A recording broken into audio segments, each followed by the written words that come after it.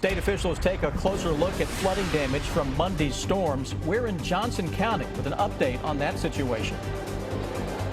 The National Weather Service now knows what's responsible for damage in Fleming County when another round of storms rolled through last night. A death investigation in Lexington is now being treated as a homicide. Tracking, alerting, protecting. This is WKYT News at 5.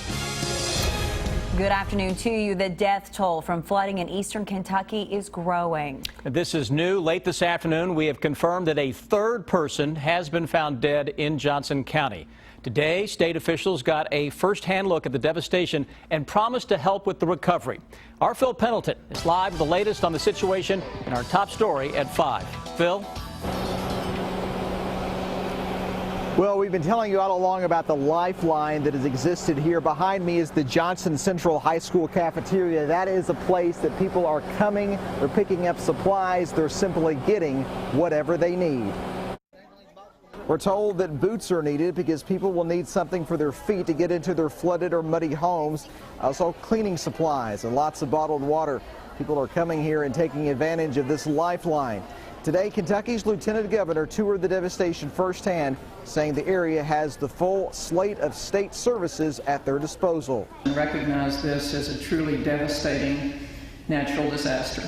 And while it might not be touching as many thousands of people as some other disasters do, for those people it has touched, it is truly devastating.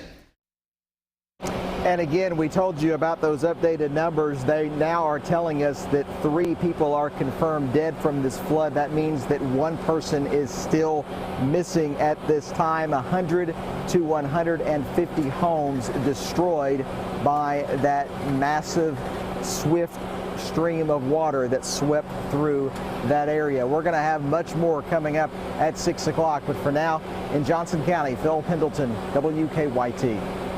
Phil, thank you. Also, the Lieutenant Governor says FEMA representatives will be in the area on Monday.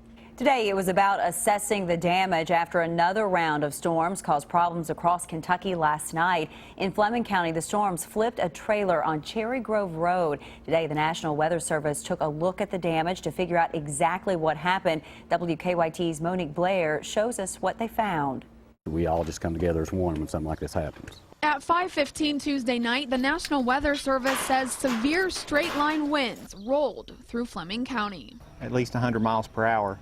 We're told the wind moved through quick, likely only taking a few seconds to cause this destruction. A lot of damage all over our county.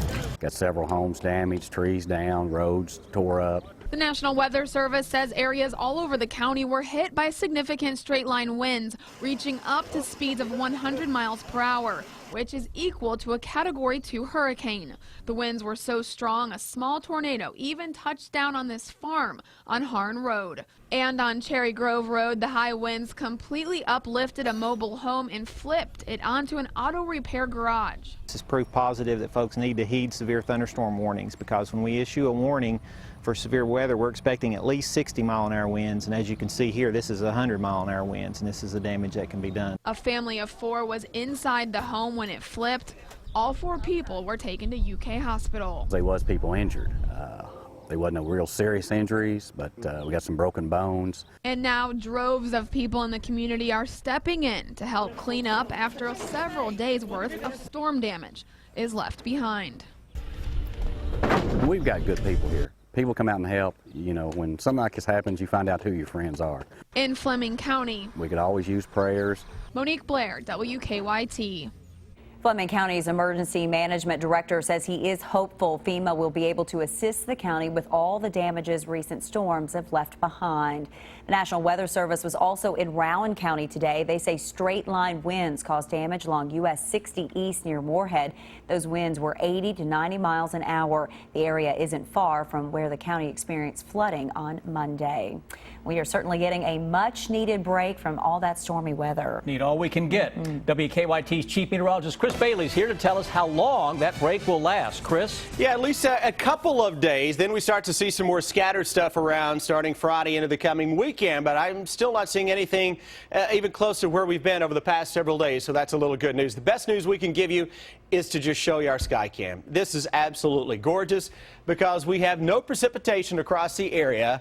Yes, some clouds are out there, not producing any rain for the majority of the area, keeping temperatures down, at least combining with that northwesterly wind at around 7 miles an hour, 79 Lexington, many areas only mid and upper 70s. You want to see some impressive numbers now. You want to know why we've had so much flooding. Let's go back to the first day of June, roughly the past month and a half. That's when officially we start to calculate the summertime numbers for rainfall. How about Harrodsburg? 17 inches of rain during that time. Down into Knox County, Barberville, 15.28 inches of rain. Almost 15 inches of rain in Jackson. Lexington at the Mesonet site, 14.5 inches of rain. Over 14 inches of rain into Franklin County as well. Those numbers are just absolutely ridiculous. So when we show you this radar picture, that is certainly some welcome news on a dry northwesterly wind flow. And that is going to hang tough for one more day. Then we start to see some warmer air coming in from the west, guys. And when I come back in a few minutes, we'll show you why that steam up may also bring a storm up. That's in about 10 minutes. Police have ruled a Lexington woman's death a homicide. Family members found 64-year-old Shirley Clements dead inside her home on River Park Circle last night. They went to check on her because they had not heard from her for more than a day. WKYT's Victor Puente is tracking the investigation. Shirley Clements' death has officially been ruled a homicide. Police say the investigation started last night when her family came to check on her. Lexington police investigators were back at her home this afternoon after the coroner had released the cause of death. According to the coroner, 64-year-old Shirley Clements died of asphyxiation. Neighbors knew something was wrong when they saw police filling their street last night. Several cop cars come up. There was 5 to start with and several unmarked after that, and tape across the yard. Police say Clements' family went to the home after they hadn't heard from her in more than a day. They discovered her and called police. Neighbors say they hadn't noticed anything strange, although her car was gone when police arrived. She had a black 4-door Saturn, and, well, it wasn't there. James says Clements had several children, including a son who lived in the home with her. All of us here in the neighborhood will feel her loss. She's been a constant friend throughout the entire neighborhood. I spoke to the people living in the unit next to Clements.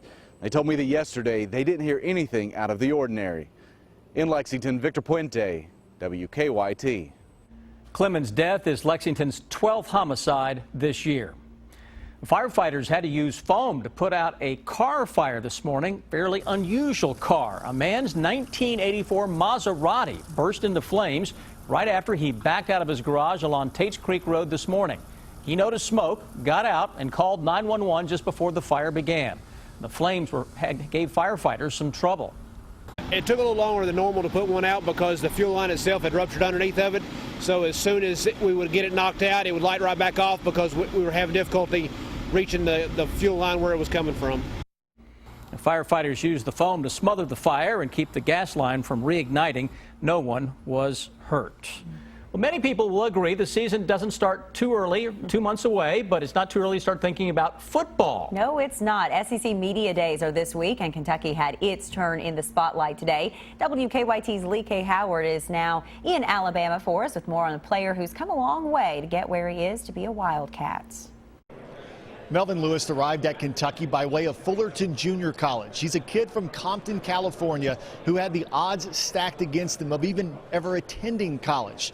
Well, now this week he's in Hoover, Alabama at the SEC Media Days as part of the new feature called Beyond the Field, which spotlights a player with a special story. I just sort of use everything that I've been through and, just use it in my game and stuff like that.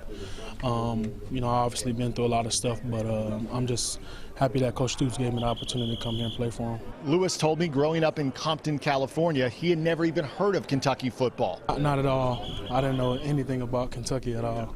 So it was just huge for me to be able to get here. So I'm overwhelmed and just happy to be here. When he came in here as a junior college player the first year, he was struggling. and he really struggled, but that's to be expected. Look at his background, where he came from, and coming from junior college, sometimes kids aren't quite ready, but he came in, he redshirted, he embraced that, he worked extremely hard and turned himself into a heck of a football player and a leader on this team. Lewis, who started all 12 games for the Wildcats a season ago, finished with 37 tackles, and now as a senior, he looks to have an even bigger role going forward. At the SEC Football Media Days in Hoover, Lee K. Howard, WKYT.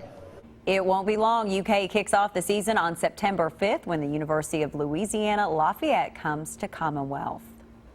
Not everyone is happy with a deal to reduce Iran's nuclear stockpile. What the president had to say to critics of the agreement. Chemotherapy can leave breast cancer patients fighting another battle, the problem it causes for survivors and their weight in better living. High water flooded a school during yesterday's storms. We'll show you the damage and the effort to clean it up on WKYT News at 5:30.